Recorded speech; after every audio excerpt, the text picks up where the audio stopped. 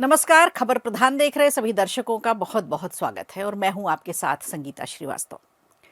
देखिए, अवैध बांग्लादेशियों का मुद्दा इन दिनों देश भर में गरमाया हुआ है। ये न सिर्फ राजनीतिक बल्कि सामाजिक मुद्दा भी है।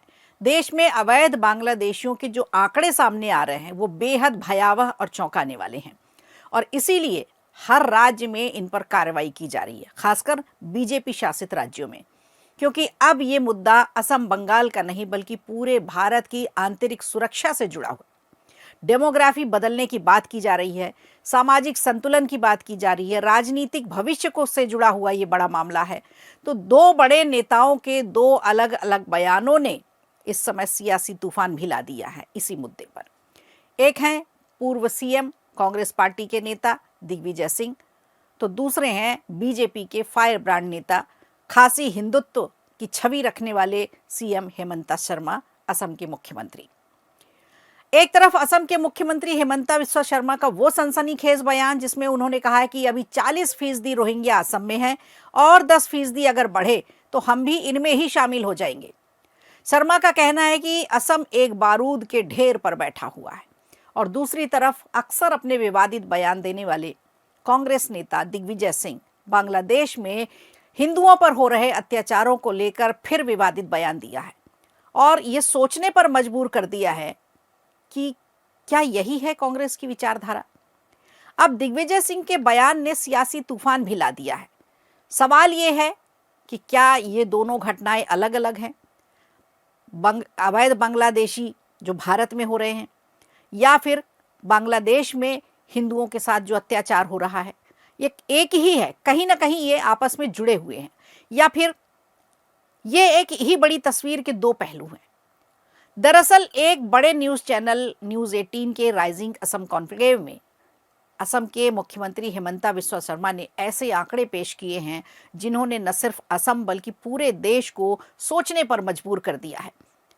सीएम शर्मा ने यह दावा किया है कि आज असम में करीब 40% आबादी बांग्लादेशी के मूल मुसलमानों की है।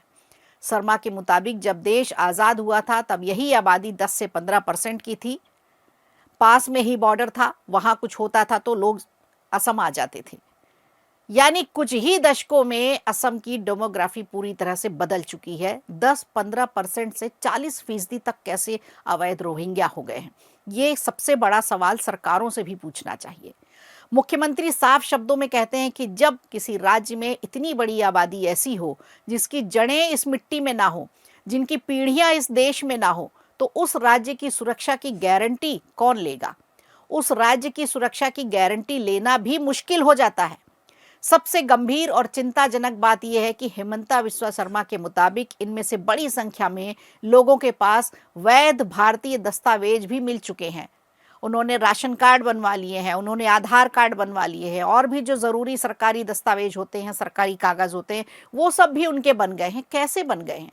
कहीं ना कहीं सिस्टम की ढिलाई है ये। यही वजह है कि एनआरसी, परिसीमन और नागरिकता जैसे मुद्दों पर बीजेपी सरकार का रुख इतना कड़ा और आक्रामक होता जा रहा है। लेकिन मुख्यमंत्री यही नहीं रुकते हैं। विश्वा शर्मा ने 2027 की जनगणना को लेकर भी एक बड़ा चौंकाने वाला दावा कर दिया है। जनगणना तो जब होगी तब होगी, लेकिन उनका भय, उनका डर ये है कि 2027 में क्या होने वाला है, और इसी को लेकर के उनका कहना है कि साल 2027 की जनगणना में असम में हिंदू और मुस्लिम आबादी लगभग बराबर हो जाएंगे।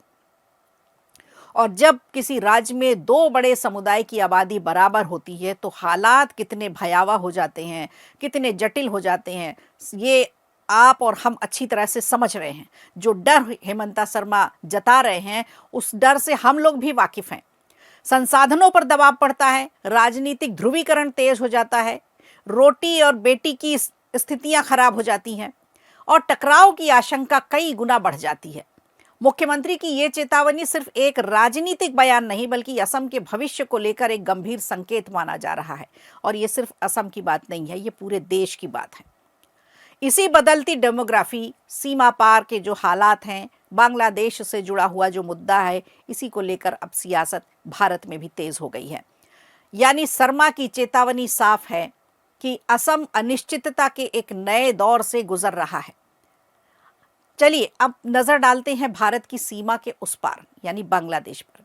दरअसल बांग्लादेश में सत्ता परिवर्तन के बाद यानी शेख हसीना के हटाए जाने के बाद वहां हिंदुओं की, ईसाइयों की और बाकी के जो अल्पसंख्यक हैं उन पर जो हमले हो रहे हैं उसकी खबरें लगातार आ रही हैं।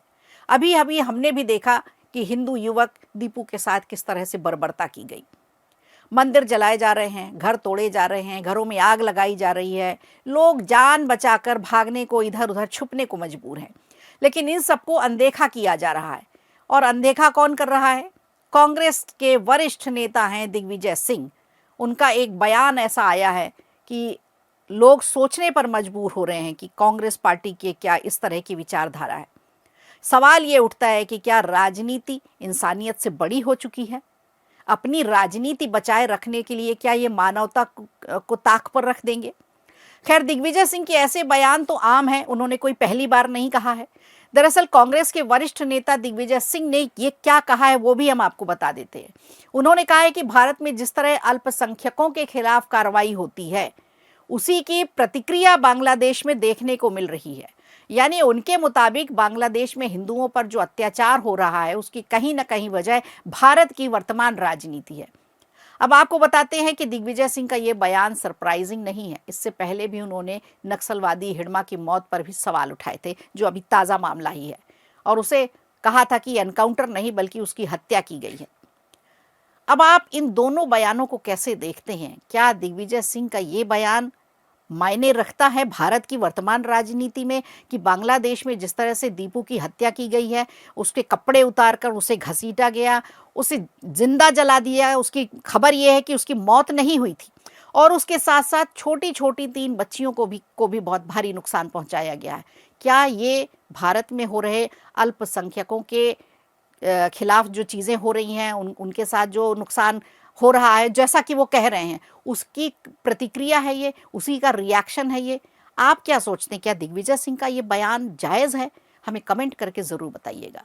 वीडियो अच्छा लगा हो तो लाइक कीजिए, शेयर कीजिए और कमेंट बॉक्स में हमें ज़रूर बताइए।